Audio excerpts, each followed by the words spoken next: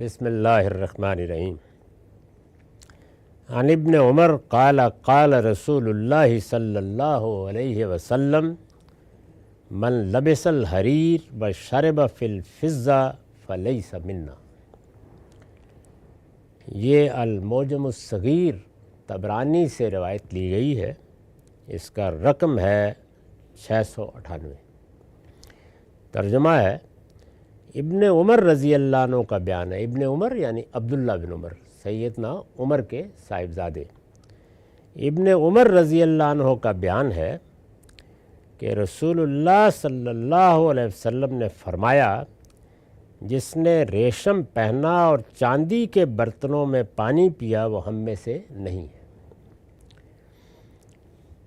یہ ہم میں سے نہیں ہے کہ تعبیر اس باب کی روایتوں میں بار بار آ رہی ہے، اس لیے میں اس کی وضاحت کر چکا ہوں۔ یعنی اس سے یہ بتانا مقصود ہوتا ہے کہ یہ کام یا یہ فعل، یہ عمل، یہ رویہ مسلمان کے شان شان نہیں ہے، یہ ایمان والوں کے لیے موضوع نہیں ہے۔ تو اس کو رسول اللہ ایسے بیان کرتے ہیں کہ ہم مسلمانوں کا رویہ یہ ہونا چاہیے، طرز عمل یہ ہونا چاہیے، عقائد یہ ہونے چاہیے، اخلاقی اصول یہ ہونے چاہیے، ہمارے اقدار یہ ہونے چاہیے۔ اگر کوئی ان کی خلاف ورزی کرتا ہے تو وہ سمجھے کہ قیامت میں اللہ تعالیٰ کے حضور میں جب وہ پیش ہوگا تو یہ اس نے ایسا کام کیا ہوگا کہ جو کسی مسلمان کے شان شان نہیں ہے۔ اس مضمون کو کئی پہلوؤں سے پیچھے بھی آپ سن چکے ہیں کہ ادا کیا گیا ہے۔ اس کا دنیا میں لوگوں کے مقام سے کوئی تعلق نہیں ہوتا۔ یہاں لوگ اپنے اقرار کے لحاظ سے مسلمان ہیں، مسلمان سمجھے جائیں گے۔ یہ حقیقت کا بیان ہے، یعنی اللہ کی بارگاہ میں کیا درجہ ہوگا کسی کا۔ اس میں جو چیزیں بیان کی گئی ہیں وہ پیغمبروں کے عام طریقے کے مطابق اطلاقی اصول پر بیان کی گئی ہیں۔ اطلاقی اصول کا مطلب یہ ہے کہ ایک قاعدہ کلیہ ہے، اس قاعدہ کلیہ کو قاعدہ کلیہ کے طور پر بیان کرنے کی بجائے اس کی جو عملی صورتیں کسی وقت موجود ہوں ریاست، سوسائٹی، معاشرے میں، ان کو بیان کر دیا جائے۔ یہی طریقہ قرآن بھی اختیار کرتا ہے۔ یعنی یہ اگر کہنا ہے کہ اگر روزہ رکھنے میں مشقت پیش آ جائے تو تم روزہ چھوڑ سکتے ہو، یہ قاعدہ کلیہ بیان کرنا ہوگا نا۔ مشقت کی ہزاروں قسمیں ہیں، لیکن قرآن کا اسلوب یہ نہیں ہے۔ وہ کیا کہے گا، تم میں سے کوئی مریض یا مسافر ہو تو وہ روزہ چھوڑ سکتا ہے۔ یعنی اطلاقی طریقہ، اپلائیڈ طریقہ اختیار کیا جاتا ہے، اور عام لوگوں کے لیے یہی موضوع بھی ہوتا ہے۔ تو قرآن مجید نے یہ بتا دیا ہے کہ متکبرین کے لیے اللہ کی بارگاہ میں کوئی مقام نہیں ہے۔ تکبر انسان کے باطن کی کیفیت ہے۔ انسان کے باطن میں تکبر ہو، یعنی اپنے آپ کو بڑی چیز سمجھنا، تو اس کا اظہار انسان کے رویوں میں ہوتا ہے، اس کے اخلاق میں ہوتا ہے۔ قرآن مجید نے نقشہ کھینچ کے بتایا کہ وضاقتہ میں ہوتا ہے، الفاظ میں ہوتا ہے، بولنے کے طریقے میں ہوتا ہے، کسی سے بات کرنے کے رویے میں ہوتا ہے۔ یعنی تکبر ہر پہلو سے نمایاں ہو جاتا ہے۔ چنانچہ رسول اللہ صلی اللہ علیہ وسلم نے اپنے زمانے میں جو متکبرین کے طریقے تھے، ان کے اٹھنے کے طریقے، بیٹھنے کے طریقے، بات کرنے کے طریقے، ان سب کو موضوع بنایا ہے اور کہا ہے کہ یہ اختیار نہ کرو، یہ اختیار نہ کرو۔ یہ طریقے کسی معاشرے میں ایک ہوں گے، ممکن ہے کسی دوسرے معاشرے میں دوسرے ہو چکے ہوں۔ تو اصل میں وہ قاعدہ کلیہ اور اصول ہے جو سامنے رکھنا چاہیے کہ متکبرانہ رویے نہیں ہونے چاہیے۔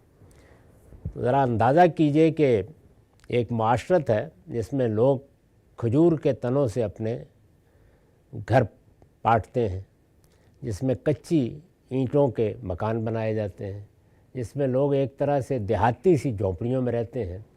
اس میں اگر کچھ لوگ اپنی دولت کی نمائش کرنے کے لیے ریشم پہن کر، اس زمانے میں بڑی چیز تھی، اور سونے چاندی کے برتن اپنے دسترخوان پر رکھ کر کھاتے پیتے ہیں، تو ان کے بارے میں یہی بات کہنی چاہیے۔ یہ اس زمانے میں دولت کی نمائش کے طریقے ہیں۔ یہی طریقے ہمارے زمانے میں یا بعد میں آنے والے زمانوں میں بعض اور چیزوں میں ہوں گے۔ تو اس سے نہیں روکا گیا کسی جگہ بھی کہ زینت کی چیزیں اختیار کی جائیں۔ قرآن مجید نے اصول بتا دیا کہ اللہ تعالیٰ نے جو زینتیں بھی پیدا کی ہیں وہ ایمان والوں کے لیے پیدا کی ہیں، دنیا میں بھی انہی کے لیے، اور بتایا ہے سورہ اعراف میں کہ قیامت میں صرف ان کو ملیں گی، دنیا میں منکرین کو ان کے طفیل ملتی ہیں۔ اور یہ بھی بتا دیا ہے کہ اللہ نے ان میں سے کسی کو حرام نہیں کیا، لیکن یہ زینت کی چیزیں اسراف کے طریقے پر، نمائش کے طریقے پر، دوسروں پر اپنی بڑائی جتانے کے لیے، دوسروں کو حقارت کی نگاہ سے دیکھنے کے لیے نہیں ہونی چاہیے۔ اسی وجہ سے دولت کی نمائش کو پسند نہیں کیا گیا۔ اسی وجہ سے بعض لباسوں کے بارے میں رسول اللہ نے فرمایا کہ وہ لباس شہرت ہے، یعنی آدمی چاہتا ہے کہ وہ اس لباس کی نمائش کرے۔ ایک تو یہ نا کہ مجھے یہ لباس اچھا لگتا ہے یا میری جمالیاتی حس کو اس سے تسکین ملتی ہے، اور ایک یہ ہے کہ ذرا دیکھیے کیا قیمتی ہے، کس برانڈ کا ہے۔ یہ جو رویہ ہے یہ متکبرانہ رویہ ہے، اس سے آدمی اپنی برتری کا اظہار کرتا ہے، دون کی لیتا ہے، اور دوسروں کو ذرا نیچی نگاہ سے دیکھنا چاہتا ہے یا اپنے آپ کو بڑا دکھانا چاہتا ہے۔ تو یہ اس کی علامتیں ہیں جو اس زمانے میں تھیں۔ ان کو جب آپ باقی روایتوں کی روشنی میں دیکھیں گے تو بالکل واضح ہو جائے گا کہ یہی بات مقصود ہے۔ چنانچہ میں نے لکھا ہے یہ ظاہر ہے کہ دولت کی نمائش کے لیے کیا جاتا تھا، یعنی ایک اس طرح کے معاشرے میں، اور ہر چیز کو تقابل میں دیکھنا چاہیے۔ بہت سی چیزیں ہیں کہ جو مثال کے طور پر ہمارے دیہات میں دوسروں پر دھونس جمانے کی چیزیں سمجھی جائیں گی، اور ممکن ہے کہ وہ امریکہ میں یا برطانیہ میں معمول کی چیزیں، یعنی وہاں بہت سے لوگوں کو حاصل ہوں، تو ان کا حکم بھی بدل جائے گا اسی طریقے سے، اس لیے کہ دین کے احکام قاعدہ کلیہ اور حقیقت پر مبنی ہوتے ہیں۔ ان کی مثال دے کے بتا دیا آپ نے کہ جو لوگ ہمارے اس معاشرے میں یہ رویہ اختیار کریں گے وہ سمجھ لیں کہ وہ اپنے آپ کو مسلمانوں کی جماعت سے الگ کر رہے ہیں۔ مسلمان اس طرح سے اپنی دولت کی نمائش نہیں کیا کرتا۔ یہ ظاہر ہے کہ دولت کی نمائش کے لیے کیا جاتا تھا۔ اللہ کے پیغمبر نے اس کو بھی متکبرین کا طریقہ اور بنابری ایمان و اسلام کے منافی قرار دیا، یعنی آپ نے یہ بتایا کہ یہ بھی متکبرین کا طریقہ ہے۔ اس باب میں اور بھی بعض چیزیں روایتوں میں آئی ہیں، مثلا لوگ جانوروں کی مہنگی مہنگی کھالیں خریدتے تھے، چیتے کی، اسی طرح سے شیر کی، اور اس معاشرے میں وہ کھالیں اپنے گھروں میں بچھاتے تھے، اور اس میں بھی یہ ہوتا تھا کہ ہمارا کیا مقام ہے اور ہماری کیا شان ہے۔ تو اس طرح کی چیزیں آپ کے رہن سہن میں ہوں، آپ کے لباس میں ہوں، آپ کے رویوں میں ہوں، جس میں دوسروں کے سامنے اپنی برتری کا اظہار مقصود ہو، وہ خواہ الفاظ سے ہو خواہ وضع قطع سے ہو۔ وضع قطع میں بھی یہ دیکھیے نا کہ اس بال کو رسول اللہ صلی اللہ علیہ وسلم نے اس سختی سے روکا کہ اگر یہ اختیار کرو گے تو جتنا کپڑا اس بال میں نیچے لٹک رہا ہوگا یہ جہنم میں جائے گا۔ اس بال کیا ہے؟ ہمارے ہاں دیہات میں دیکھا ہوگا کہ بعض وباش قسم کے لوگ اپنی برتری کا زوم دوسروں کے سامنے ظاہر کرنے کے لیے ایسا لباس پہنتے ہیں کہ وہ گویا تہمت باندھا ہوا ہے اور لڑ چھوڑے ہوئے ہیں اور وہ پیچھے سے لٹکتا ہوا آ رہا ہے۔ اسی طرح داڑھی مونچھ کی وضع قطع ایسی اختیار کریں گے جو اوباشوں کی ہوتی ہے۔ ان میں سے ایک ایک چیز کو رسول اللہ نے ہدف بنا کے بتایا ہے کہ یہ نہیں کرو، اس کو چھوڑ دو، یہ مومنوں کا رویہ نہیں ہے۔